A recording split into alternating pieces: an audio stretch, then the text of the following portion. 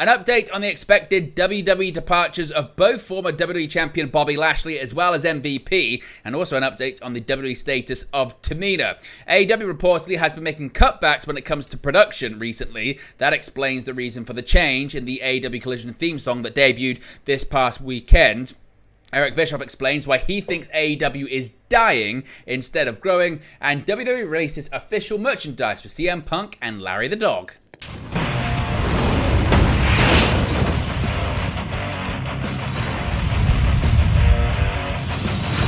Hey guys, welcome back to Wrestling News 365. Hope everyone is doing very well. As always, plenty of news stories to get into in the world of professional wrestling. Let's start off with the latest when it comes to the potential and impending WWE exits of both Bobby Lashley as well as his former manager, MVP. An update has emerged on the current WWE contract statuses of Bobby Lashley and MVP amid uncertainty about their wrestling futures. Now, following reports that Bobby Lashley's WWE contract is up soon, it's been indicated that Lashley and MVP are on their way out of WWE. In addition to that, it's also been reported that they plan to reunite their Hurt Business faction in AEW with Shelton Benjamin.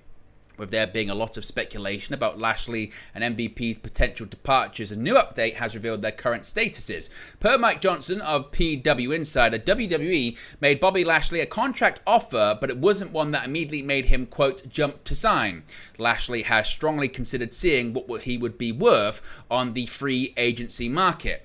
Now, according to the report from Mike Johnson of PW Insider, internally, WWE expect Bobby Lashley and MVP to depart when their contracts expire. But one source pointed out that until those contracts do indeed expire, nothing is official and cautioned, quote, this is WWE, there's always a chance something could change, end quote.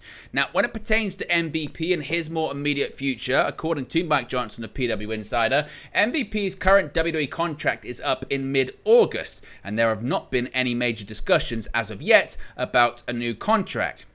Now, WWE still has MVP listed under the miscellaneous section of their internal talent list. So unlike Bobby Lashley, he is still actively listed on their roster. Well, Lashley, of course, has been removed from the internal WWE roster, according to Fightful Select's Sean Ross Sapp and PWN last night.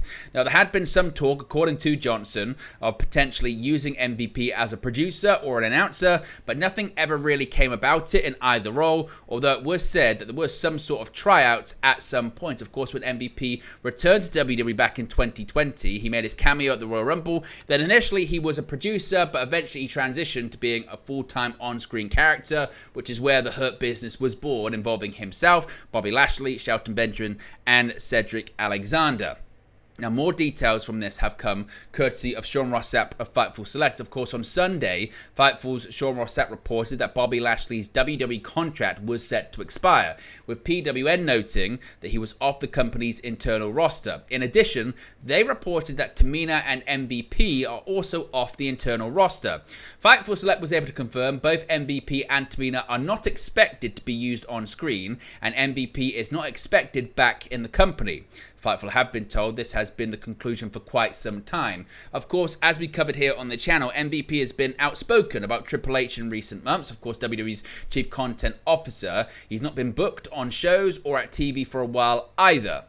As for Tamina, she's not been at television for months, or at least not very regularly, according to those that Fightful have spoken with. She hasn't been booked to wrestle since February of last year, though she was at TV occasionally in the months that followed. Tamina wasn't featured in the draft pool in 2024, and even though she was drafted to SmackDown in 2023, Fightful were told there were never plans for her ever since then. She does not have a brand listed on WWE's official website. Those that Fightful spoke to said it would not be surprising to see her remain part of the WWE family in some capacity, and that she was long seen as a locker room leader and mother-like figure.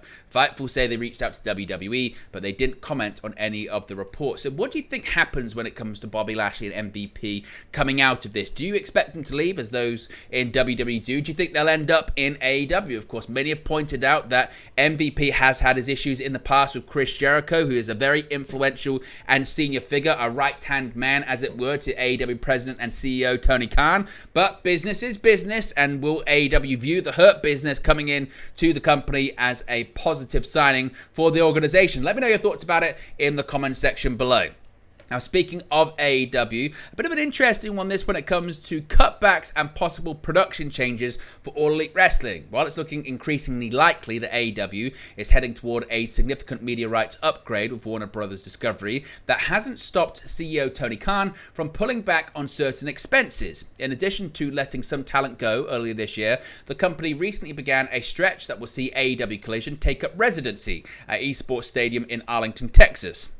Speaking on Wrestling Observer Radio, Dave Meltzer offered some additional details on the timing of these measures. He said, quote, "There are a lot of cutbacks being made in production, and you would think this would not be the time to do that," Meltzer said.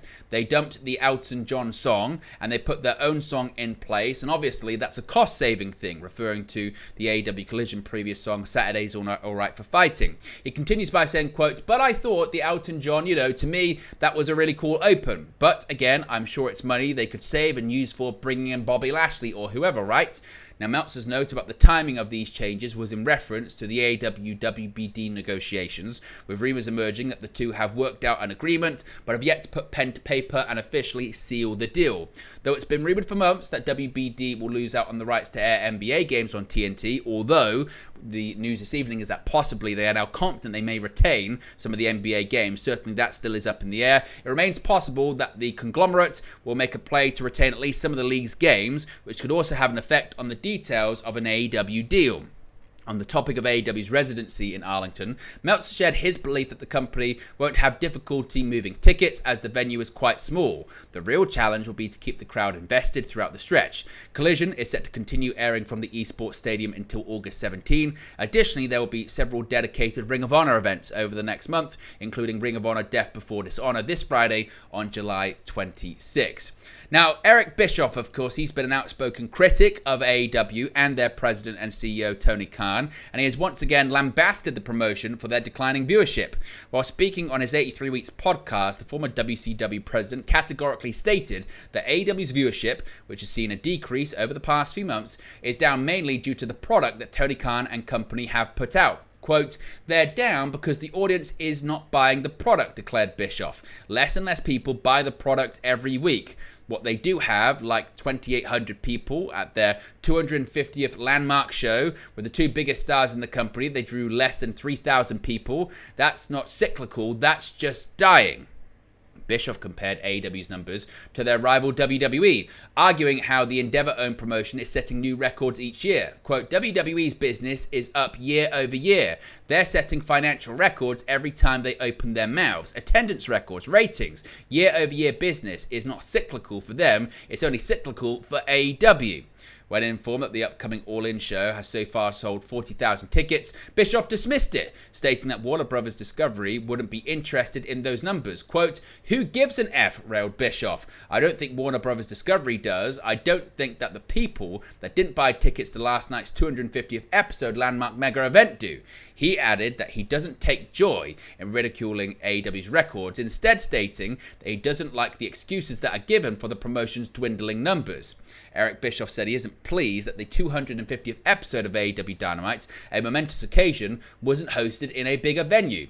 Conrad Thompson argued AEW may have held the show at the Simmons Bank Arena in Little Rock, Arkansas because of its nearness to Texas, where they have a residency for the AEW Collision show, and the decision made financial sense. Bischoff understands that reasoning if he felt AEW was being financially prudent, stating the company is run like a hobby, saying, quote, "I get it, can't be critical of that if it's actually being run like a business, because there's a lot of other things that suggest to me that it's really not. It's not being run like a business, it's being run as a fantasy, a hobby," said Bischoff.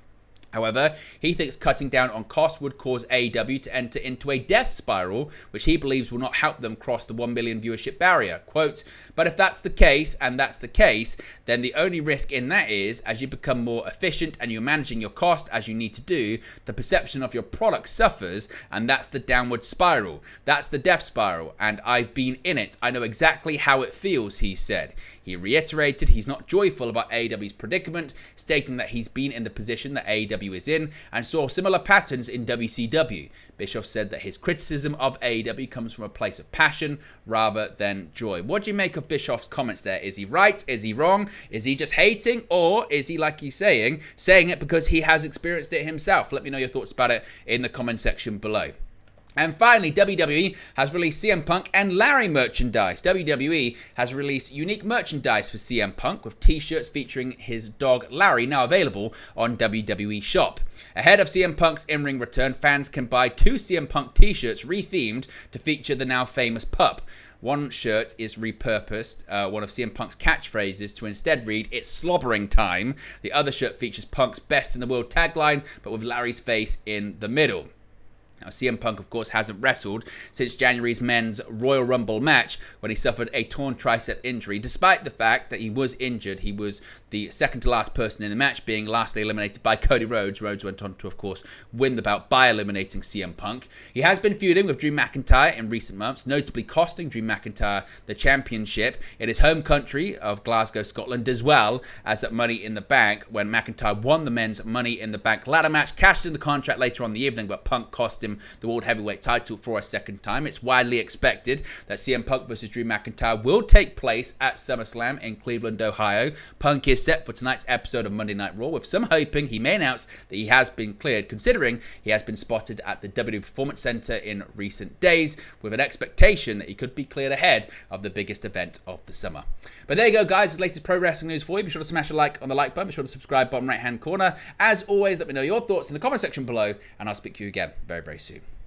Hey guys, thank you for watching, listening, streaming, or however you come across this video today. Be sure to click on the video on the right there to watch our next video, or click the bottom there to subscribe, or the bottom right hand corner. Thank you very much, and I'll speak to you again very soon.